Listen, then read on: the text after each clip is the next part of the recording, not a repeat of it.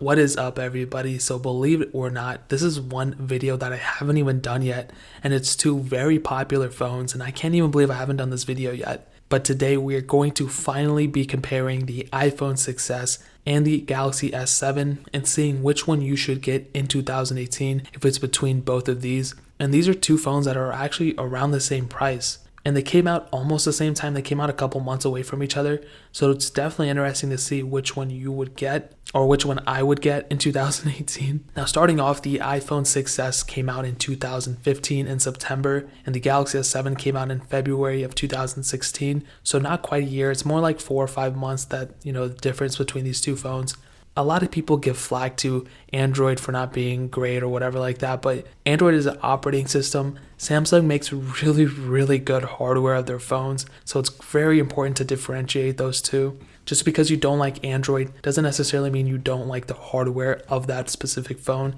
And I definitely think that the Galaxy S7 in the hand feels way more premium than the iPhone 6s. Which is kind of sad because the iPhone 6s, even though they're around the same price, is still technically more expensive than the Galaxy S7. But the Galaxy S7 just feels so much more premium because you have not only glass on the front, obviously, but you also have glass on the back. And I love having glass on the back. My iPhone 10 has glass on the back, but I just feel like once I drop it, it's done. And I have like a love-hate relationship with it. But on top of having a glass back, right, it also has a Super AMOLED screen, which is 5.1 inches, and literally nothing gets better than that, and it's 1440p, and the pixels per inch within it are pretty high. It's 577, so we have a very, very nice panel inside of it, and what more can you ask? The iPhone 6s, however, does have a 4.7 inch IPS panel, and the PPI isn't that great. It's 326 pixels per inch, and the resolution of the screen is 750 by 1334. So if I'm being completely honest, right off the bat, the Galaxy S7 is already looking out to be a great contender just because of how premium it looks. But just because it's very good hardware doesn't necessarily mean it can wrap around the whole package.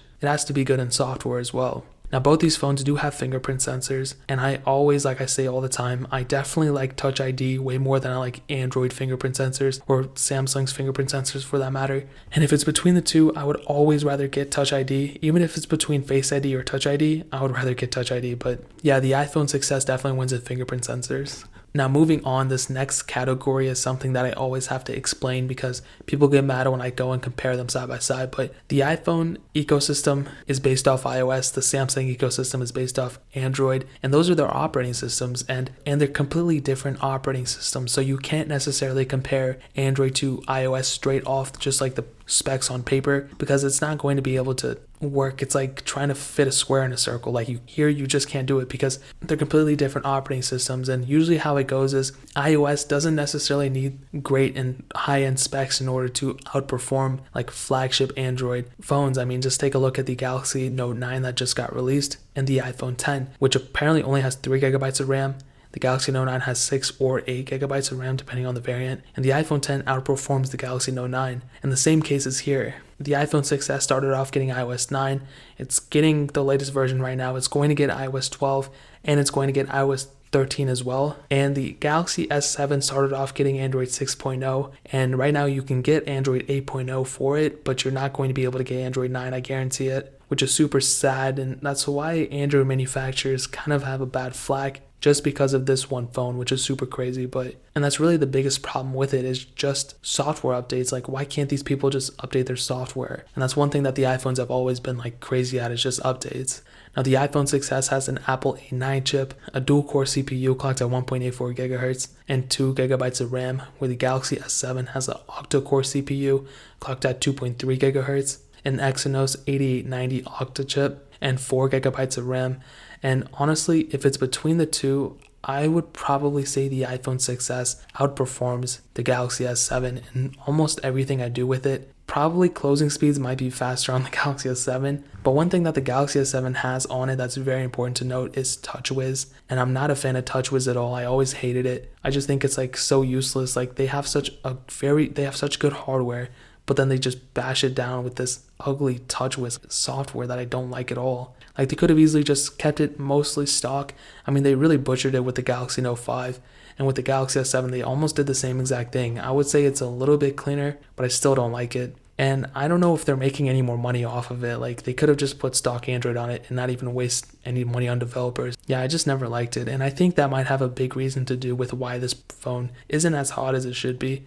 I mean, technically this phone is hot because it heats up like crazy. When you're gaming, when you're performing heavy, this phone does heat up, and maybe it does have something to do with the glass back. But it is kind of annoying to have like a phone that's acting like that, especially when you're like trying to switch through multiple apps and the phone isn't, being as performance heavy as you want it to be, and it's heating up at the same time. Kind of a bad mix. But the iPhone 6s does a very good job at handling casual tasks and even bumping up. And if you want to play like heavier games like Fortnite or Real Racing 3 or something, you'll be able to play just fine on those things. So I would probably say that overall performance is better on the iPhone 6s. Now, switching to the cameras, this is kind of interesting because, as I used to say, that one phone usually is good at one thing and the other phone is good at the other thing, and it's a prime example here. But the iPhone 6s has a 12 megapixel camera, and so does the Galaxy S7.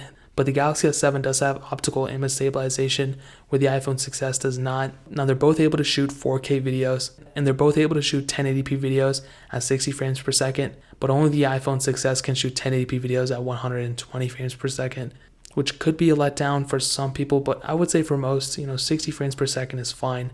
But again, it is kind of nice to have that feature on your phone to be able to shoot 120 frames per second. And they're both able to shoot 720p at 240 frames per second. And I would say that based off my usage, the Galaxy S7 is somewhat better at taking videos, where the iPhone 6s is better at taking straight photos. And the reason I think this is because the optical image stabilization that the Galaxy S7 has, which really does help, when you're making videos and stuff like that. And it is kind of weird because I was expecting the iPhone 6s to be overall better in video too, because it has the capability of shooting 120 frames per second. But after I started thinking about it a little bit more, I just don't think a lot of people use it as much. It's definitely, like I said, a nice feature to have, but I think more people would rather have better video quality than more video resolutions, if that makes any sense. But the iPhone 6s is a very good camera too.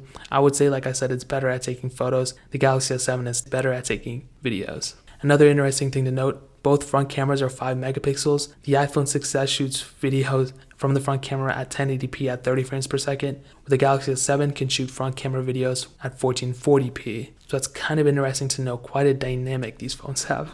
I don't even know what dynamic means, guys, I'll be honest. Now, in terms of battery life, it's kind of interesting. The iPhone 6s was kind of notorious for not having that good of battery life. It had a 1,715 mAh battery, where the Galaxy S7 had a 3,000 mAh battery. Even though the Galaxy S7 had a bigger screen and I guess it's higher spec on paper, even though the iPhone 6s outperforms it, I think the Galaxy S7's battery life is overall better than the iPhone 6s's, and that's mostly to do with not only the bigger increase in battery, mostly because the iPhone 6s wasn't really that good at utilizing the battery that it had, which is kind of sad because, it had potential. The iPhone 7's battery life isn't that bad, but the iPhone 6s wasn't really too good at it. Now, some other notable things to note, the Galaxy S7 has Qi wireless charging, which is super important to note because I love Qi wireless charging. My iPhone 10 has it, and if your phone has it, that's, more the merrier, They both have fingerprint sensors in the front. I do kind of like Touch ID more than I like Android, the Android fingerprint sensors, but that's really up to you.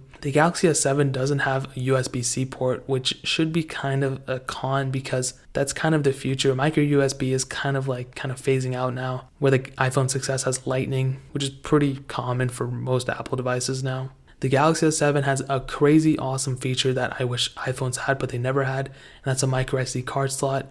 You are able to expand the memory a little bit more, and the reason that is so awesome is because you could technically get the lowest amount of memory phone out there. So you can get the 32 gigabyte version of the Galaxy S7, but you can get a 256 gigabyte SD card or micro SD card and expand the memory that way, instead of spending more money and getting the 64 gigabyte version. So I would always recommend you guys doing that, just because it makes things 300 times easier for you, and it makes it cheaper as well. Whereas on the iPhone 6s, you are kind of forced to spend more money up front to get the storage you want. So you can either spend less money and get a 16 gigabyte phone and hate your life all the time because you have to delete stuff, or you can get the 128 gigabyte version, or kind of, feel bad about spending that much money on a 3-year-old phone. So really there's quite a dynamic there, but overall I would always prefer a micro SD card over not having one.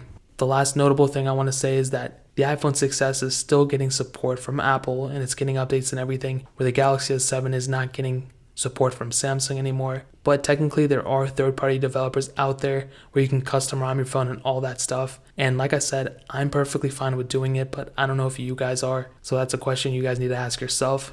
So between the two, the iPhone 6s and the Galaxy S7, which one would I get in 2018? Honestly, I would probably get the Galaxy S7 just because of the hardware, but on one condition. I would custom ROM this thing and flash it to whatever ROM I wanted it to be on. And that's only because I'm comfortable with it. I would be happy with sticking with the Galaxy S7 just because it feels so much nicer.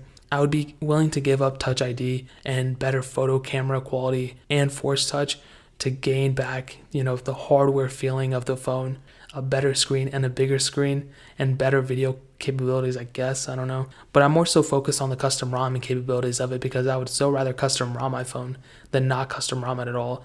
Now, let's say I was somebody who wasn't comfortable doing that and I don't want to root it or whatever, then I would probably end up getting the iPhone 6s just because it's so much easier and it outperforms the Galaxy S7 on stock. So really, if I was able to custom ROM it, the Galaxy S7, if I wasn't for some reason, I would get the iPhone 6s.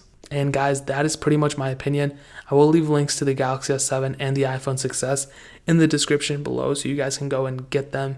Definitely get them through that link so you guys can go and support the channel as well. That would mean so much, so definitely get them through that link. If you guys have any questions or anything, leave it down in the comment section below. Hit that like button, but definitely hit that subscribe button. We're still giving away an iPhone 6s and an iPhone SE on the channel. And in order to enter, all you have to do is subscribe to the channel and follow me on Twitter and Instagram. Both those links are down in the description, so make sure you guys enter that. But more importantly than everything else, I love every single one of you guys, and hopefully I'll catch you guys in the next video. Peace out till then.